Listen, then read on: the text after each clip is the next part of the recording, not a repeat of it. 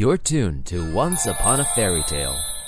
Hey Anthony, thank you for joining us on Once Upon a Fairy Tale, the podcast. Anthony Drewe is the lyricist of the stage adaptation of Disney's Mary Poppins. George Stiles is the composer and partner in crime. So congratulations, first of all, Anthony. Mary Poppins seems to be very successful.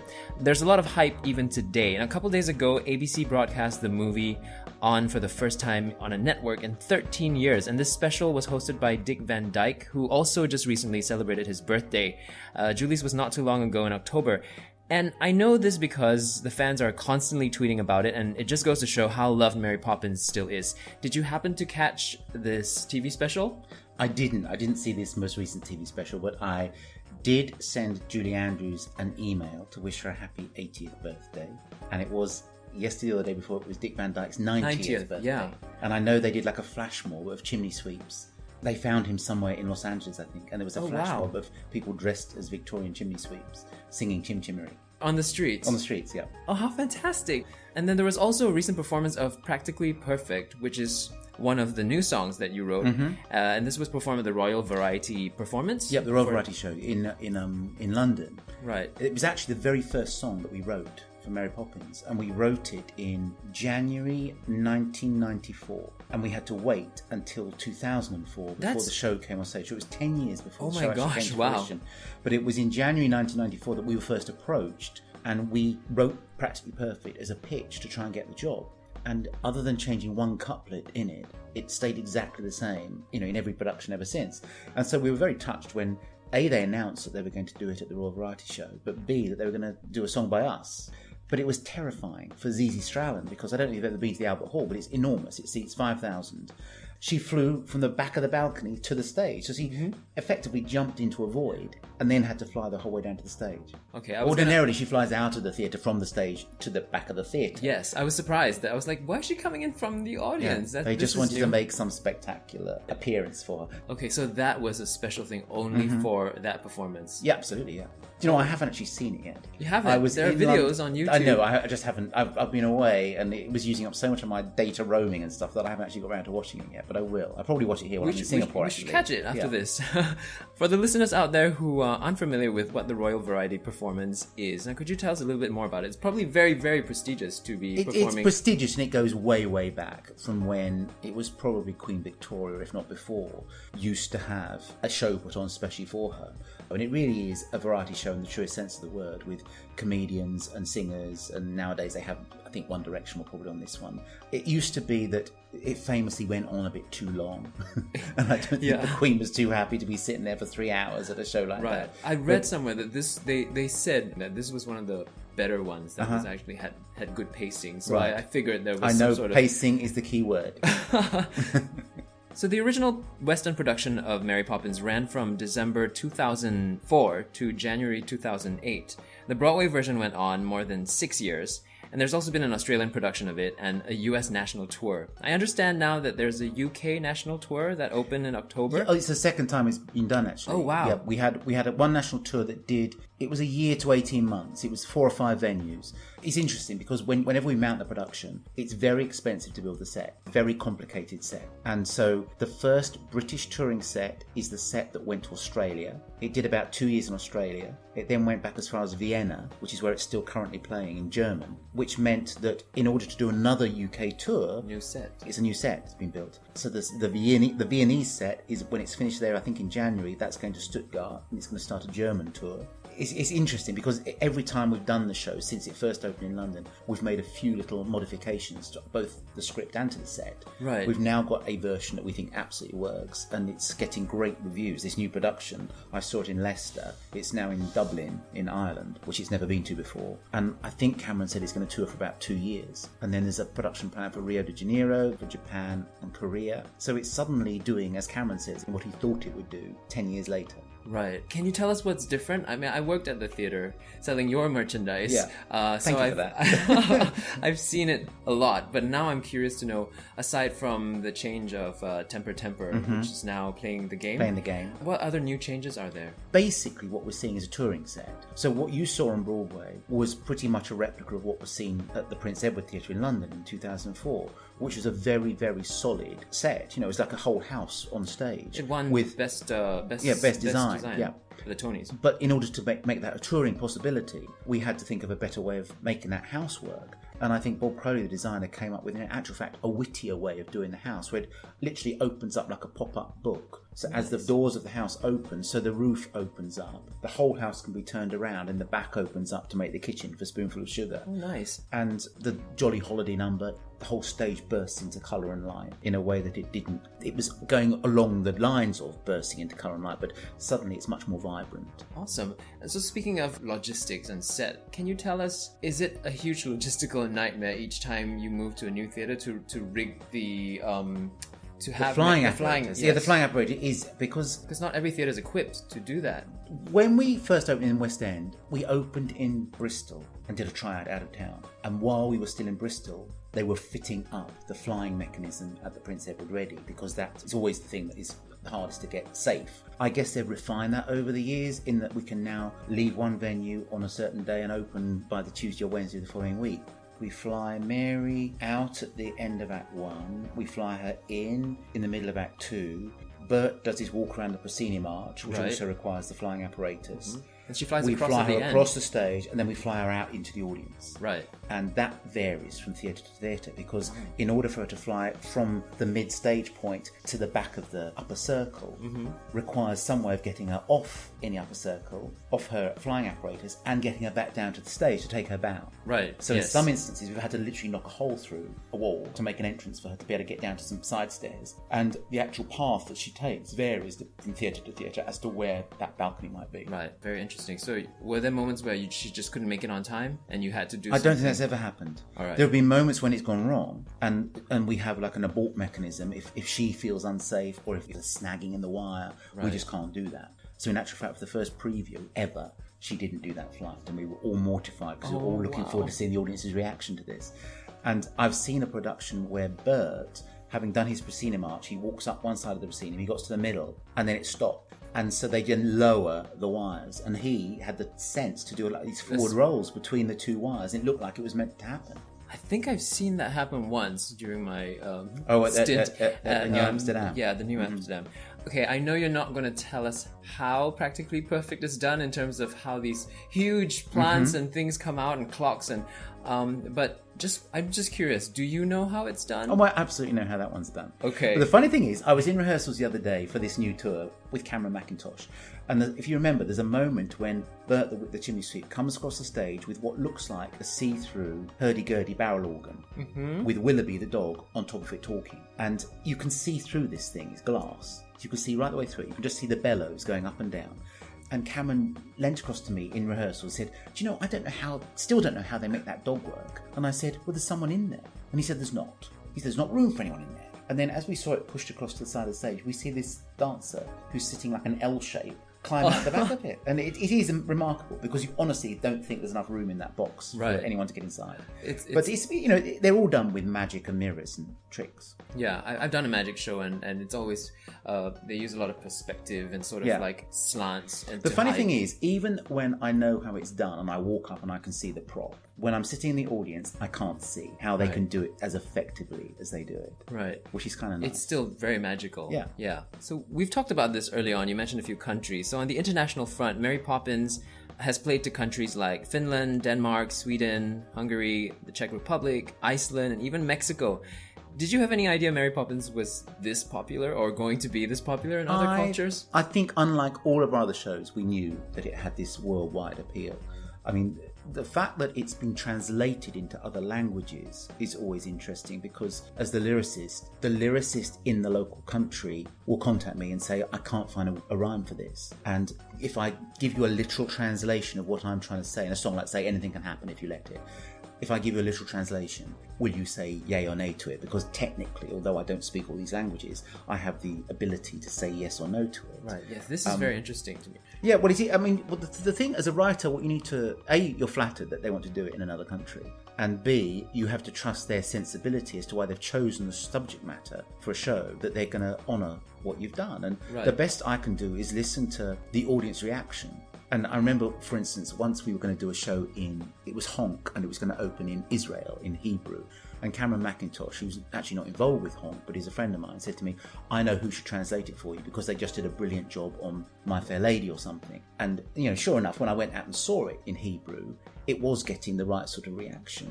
And I've directed shows of mine in other languages. I've directed Honk in Japanese, and I've done it in South Africa where we had, though it was in English, there was some Afrikaans references put into it. But it's very hard for the translator to be able to do the same sort of thing. For instance, in Denmark, our version of Peter Pan opened in Denmark. The Danes have 25% of the vocabulary that we have in the English language. So they automatically have less ways of saying the same thing. And if it's a sort of song where you're repeating an idea but in different ways, they haven't got that ability. Right. Plus, Tinkerbell, for instance, is called Klokkeblomst in Danish. Which, not that we ever rhyme that. But there's a song in Peter Pan when Peter flies with the kids called Neverland. Mm-hmm. And my spin on it was the way to fly is to never land. Well, they don't have land having double meaning in Denmark. Oh, right. As in a light as well as a landmass. So you can't do that. No, so they couldn't. They called it Dreamland, and it was just, it was different. But I just, as a writer, I just say, okay, if that works for your country. And the same applied with Mary Poppins all around the world because, a word like supercalifragilisticexpialidocious doesn't really mean anything. It was a word invented by the Sherman brothers.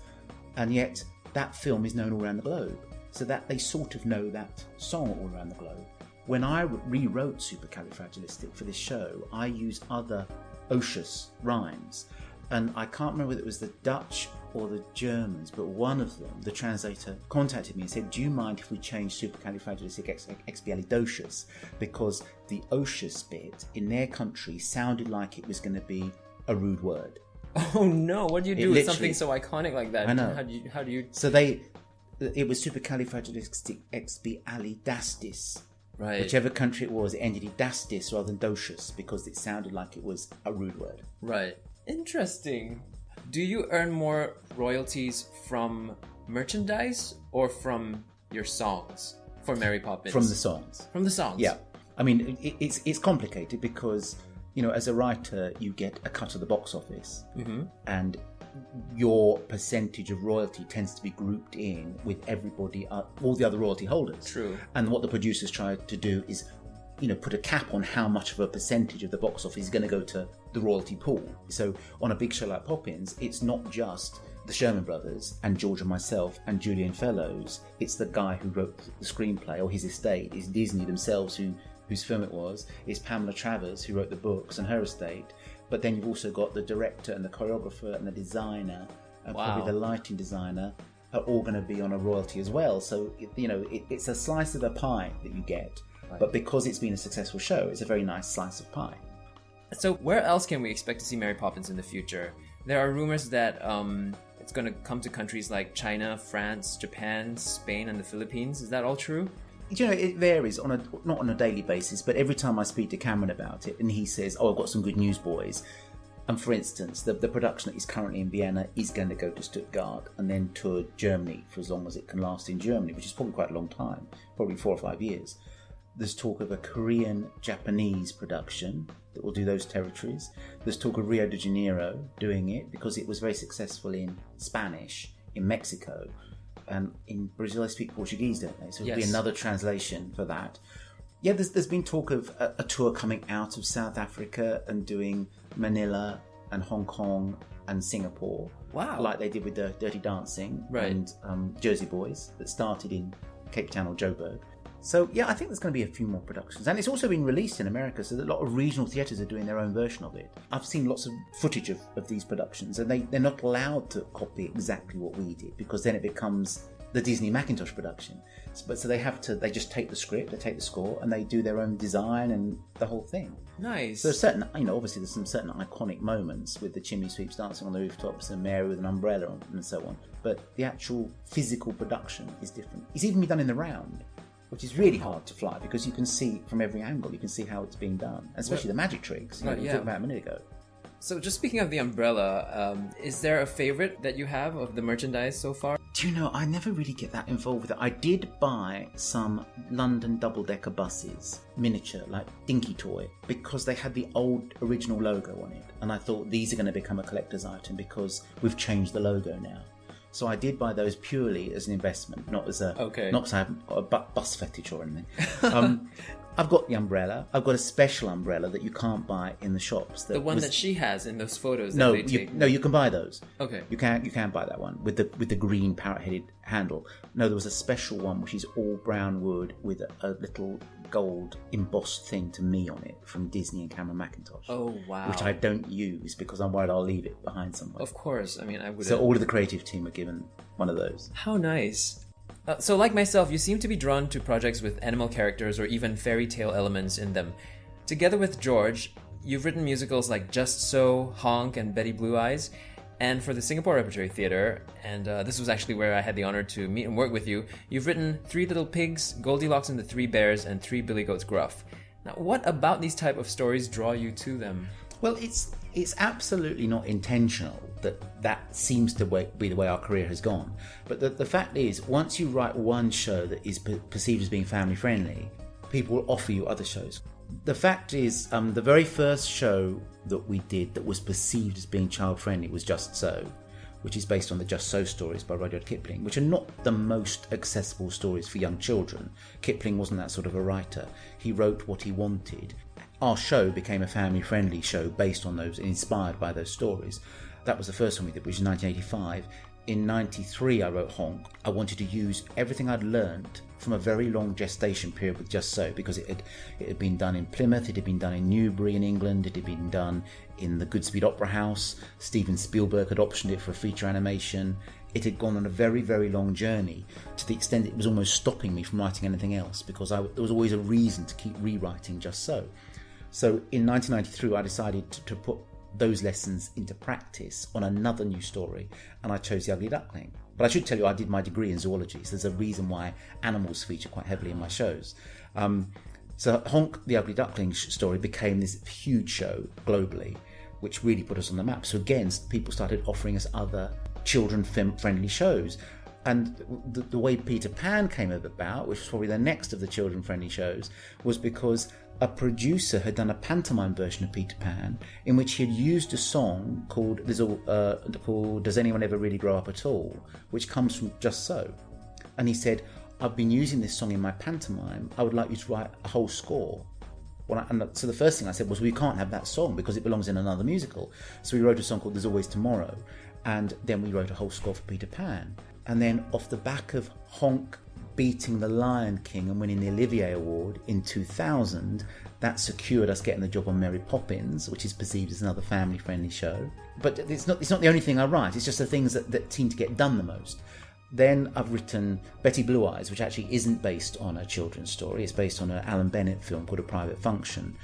I've got 2 shows next year opening, which are much more adult stories. And in the case of the shows I've written for Singapore, because I've had a great relationship with Singapore Repertory Theatre since 1997, when I wrote A Twist of Fate with Dick Lee, and then Gaurav Kripalani, who runs the Singapore Repertory Theatre Company, asked if I would consider writing something for the Little Company. And he said, title recognition is a good thing, and a small cast is a good thing. So I said, what about something like The Three Little Pigs? And then I had the idea, from my point of view, wouldn't it be fun to try and do a trilogy of trios, because it made it more of a conundrum for me to work out how the same 5 actors could do all 3 shows. So we did The Three Little Pigs, then we did Goldilocks and Three Bears, and then we did The Three Billy Goats Gruff. And ultimately, I'm hoping that they will play in rep somewhere. In fact, I'm in talks with somewhere in the UK at the moment, where you can do all 3 shows in the same day on a set that can be modified to do all 3 stories, and with the same 5 actors, because each show is only 55 minutes long, so it's not too demanding of an actor. And it kind of makes it fun for children in the audience to get the idea of what a repertory theatre company is, because you might see one actor one day playing the Big Bad Wolf, but the next day he might be playing Father Bear, and the next day he might be playing Goldilocks' father or something. So it's kind of fun for the kids to see how actors work as well. And that's taking off. That in itself is taking off very well. It's in London since it's we had a run in London this summer. I've just opened it in Sydney Opera House. Amazing. I know, it was amazing. And then it then goes to Melbourne Arts Centre, then it goes to Hong Kong. It's been done in Finnish in Helsinki. It's been done as part of the National Alliance of Musical Theatre Festival in New York with a very starry Broadway cast. It's been done in various children's theatres across America now, California, and it's in China. We had a Chinese producer see it. It's about to open in Russia. Oh, wow. There are 7 productions of Three Little Pigs currently in China. All the same producer, so each production looks the same, but he's just set up 7 companies because China's such a huge country and he's touring for like 2 years. Right. And they've just opened Billy Goat's Gruff because it's the year of the goat, and they wanted to get it on in China while it was still the year of the goat. Excellent. Congratulations. It sounds amazing. It is. It's always surprising. You know, it's the same with Honk. Honk has had over 6,000 productions around the world, and although I've probably only seen about 10 of them or something, you know, it's unbelievable to think that many people are doing it, and to think pretty much every day of the week someone's doing Honk somewhere in the world or is rehearsing it. And sometimes they'll contact us through Facebook and Twitter and things. We'll get messages. Can we write a good luck message to the cast? It's just opening in New Zealand. We're opening next week. Can you say hello? My best friend is playing the Ugly Duckling. And it's a wonderful network of young performers who've been doing the show. This is a huge question, but maybe briefly, can you chart us through your history of being a composer, and also in reference to someone who's starting out, who wants to be successful? What kind of decisions did you have to make? I mean, I'm sure a lot of it has to do with managing time, priorities, and choosing the right projects. But how first do you start that ball rolling, and then once it takes off, how do you manage what projects? Well, it's hard to have any hard and fast rule. I mean, the fact is, in 1980, I went to university, and in the first or second year, I met George Stiles, who was a music student. George was running the Gilbert and Sullivan Society. I started directing musicals my brother had written with a new society I formed with the students. And George and I teamed up in our final year because he was in the musical I was directing. And literally, the night after that closed, he and I went down to Plymouth, which is about 40 miles away from Exeter, where we're at university, and we saw a very small production of Sweeney Todd. And I'd never seen a Sondheim show before. And literally in the car on the way back to Exeter after it, I said to George, do you fancy trying to write a musical? So from day one, I've had a partner. And whenever I talk to young writers, and so many people want to be Sondheims or want to be William Finns, and they think they can do everything. The fact is, it's much better to be part of a collaboration, because musical theatre is such a big collaboration. You might as well start learning it in the writing, because you're going to have to learn it later on when directors and actors and choreographers and lighting designers and sound designers all become involved. But what George and I have found is that, I think we have a very similar sensibility. We like the same sort of subject matters. I think we've grown up at the same speed as writers, because I think sometimes, I'm not saying they didn't, but with Andrew Webber and Tim Rice, Andrew is very driven as a composer, and Tim is as happy playing cricket as he is writing lyrics. So they weren't actually going at the same sort of tempo together. And when Andrew decided to write Cats, which didn't require any lyrics from Tim, Tim was quite happy to be off playing cricket. Right. And so their paths sort of drifted apart a little bit. George and I haven't done that. Once from the minute we decided we were going to write musicals, we were passionate about that was what we were going to do. We were very lucky along the route, which you need. I mean, obviously you need to have some sort of ability, but you also need some lucky breaks. Our first lucky break came with our very first show, which was based on the discovery of Tutankhamun's tomb. And somebody from Warner Brothers Home Video happened to see it. And though they couldn't do anything for us, they said, I think you boys should come up to London and meet Johnny Sterling, who's our international managing director in the music publishing department of Warner Brothers. And so we came up, we met Johnny Sterling. He said, I don't know anything about musical theatre, but I like what you boys do, and I want to prevent you from becoming teachers, which is what we would otherwise have done. If Tutankhamun hadn't worked out, I'd have become a biology teacher, George would have become a music teacher. Wow. That would have been the end of it. He said, I want to stop you from becoming teachers, so I'm going to give you enough money to live on for 2 years to see if you can make it. Wow. So we not only did we have money, we had an absolute deadline by which we had to prove that we could make a career at this. So we then, and the same week that he signed us, he signed Shaka Khan and Bananarama. So, it was nothing to do with musical theatre. Right. He did introduce us to one or two people, friends of his who were in the business. One was an agent, one looked after Andrew Webber, and one was Tim Rice. And they were very encouraging. And they said, stick with it. We wrote Just So, and we had only written a synopsis and 3 songs when we heard of a new competition that had been launched, a one-off competition back then, called the Vivian Ellis Prize. And as a birthday present to Vivian, they wanted to launch a competition in his name. The entry requirements were a synopsis and 2 songs. And we only had 3 songs at this point. So we just ditched the 3rd song that we thought was the weakest of the 3 and entered. And we won. And it was judged by Cameron McIntosh, Angelo Webber, Tim Rice, Don Black, Mike Batt, Vivian himself, David Henniker. And suddenly, again, it was a lucky break. It was lucky that competition came along at that time. It was lucky that we'd chosen a subject matter that seemed to appeal to an audience, and it took off from there. But from that moment on, although we've had great mentors and supporters, in particularly with Cameron McIntosh, but also with my agent for years and years, Patricia McNaughton, who's now retired, we always had a carrot dangling, and we always had deadlines to meet. And although you're right, time management is a big part of it, particularly now that we've become sort of more successful and different people are offering us different shows with a different timeline. Like I'm doing a new show now with Jerry Mitchell, which won't open till 2017. I've got 3 new shows opening in the UK next year, which I didn't plan all 3 would happen a month apart. That's just the way it's fallen. One show we finished 2 years ago. There's a show we've written called Soap Dish, which has had 2 or 3 workshops with Christine Chenoweth and Jane Krakowski and Chris Sieber in, which still hasn't yet found the home where it's going to ultimately end up. I think we've now got a director for it, and we've got a projected timeline, but because of our other commitments, we can't probably do it next year. I think it's a case of sticking with it. If you think you've got the ability and you've got the self-belief, and I think particularly if you've got a collaborative partner, you just stick with it. And if you can make a living at it. George and I are unbelievably lucky that we've never had to do anything other than write songs to make a living. Right. Do you need an agent for this? At what point in your career would an agent be useful, or not at all? I got an agent about a year and a half after meeting Cameron, because he literally just opened Phantom of the Opera, and at the first night party he came up to us and he said, "This is going to be you in a couple of years' time," and he said, and he was going to be moving abroad for a while, and he said, "I want someone to look after you." And Patricia McNaughton was a great friend of his. So to have an agent is like a comfort blanket, I would say. They don't as a writer, they don't necessarily get you work, because they're not necessarily positioned in a way that they can necessarily get you work. But what they can do is, once you've got the job or you've written a show, they can make sure you get the best deal. And for the last question, I noticed you contribute much of your time towards the Teenage Cancer Trust.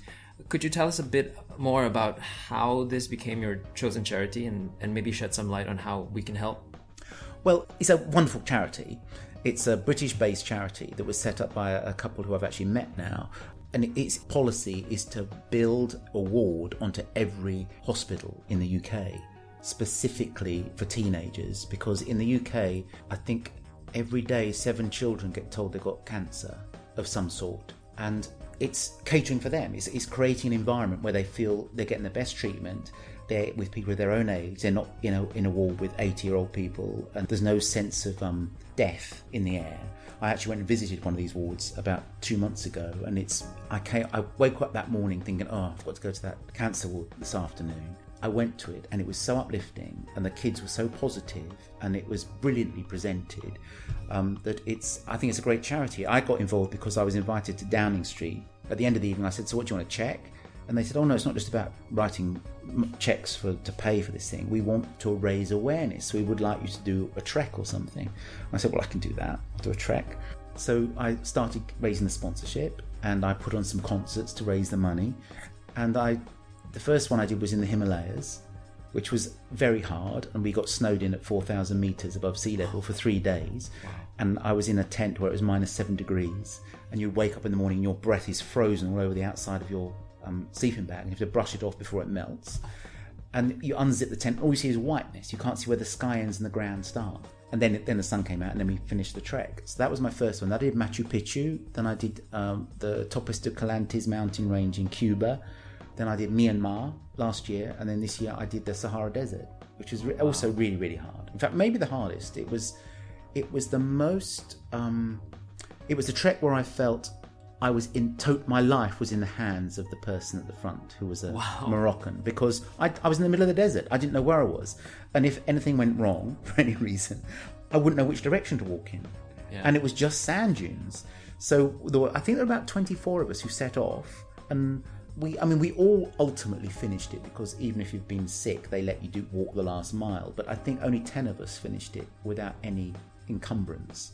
So there was one guy who got sunstroke. There were people who got unbelievably bad blisters, which, because of the sand getting in their shoes, became very sore, because it was like roughage, abrading them. And there was an older chap who got just exhausted and had to get either on a camel or in the jeep. And there were a lot of people who got diarrhea and sickness. And I was just very lucky that got through it without any problem at all. I felt a bit guilty, but it was really hard work because sand dunes are very, very hard to climb up. Right, I can imagine. Because your feet just sink. You feel like you're getting nowhere. Yeah. You're constantly trying to climb up, and then you slip down and climb up and slip down. So it was very hard. It was very, very hot. It was like 40 degrees during the day, and we were walking all day during the day. We did 78 kilometres, but at night it's 6 degrees. So it's really cold in your tent. So you need to pack sensibly. Yeah. Well, bless you for doing this. I mean, I'm really glad I'm doing it. I mean, it's a great cause, and I'm seeing parts of the world I would never otherwise see. So I'm hoping next year, and I'll let you know as soon as I set up another giving page, I'm hoping next year to do Nicaragua. That's where they're going. Okay. So if I do it, I'll let you know. Thank you so much, Anthony, for coming on, and all the best for the future. And we hope to see you in Singapore. Oh, really soon, you undoubtedly will. I love coming back here. Okay. Thank you. Thank you. And if you'd like to follow Anthony on social media, he's on Twitter at AntsDrewe, ANTSDREWE. Songwriting duo George Stiles and Anthony Drewe also have a Twitter account together, as well as a website. You can also follow the official Mary Poppins Twitter account. All these details in our podcast notes on our Facebook page at www.facebook.com/onceuponafairytaletime. Be sure to like the page and share it with your friends. Also, if you're watching this on YouTube, details can be found in the video description. And don't forget to hit subscribe. This is DisneyDwayne for Once Upon a Fairy Tale, the podcast. Follow me on Twitter at DisneyDwayne for quick Disney news and updates on future episodes. Till the next one.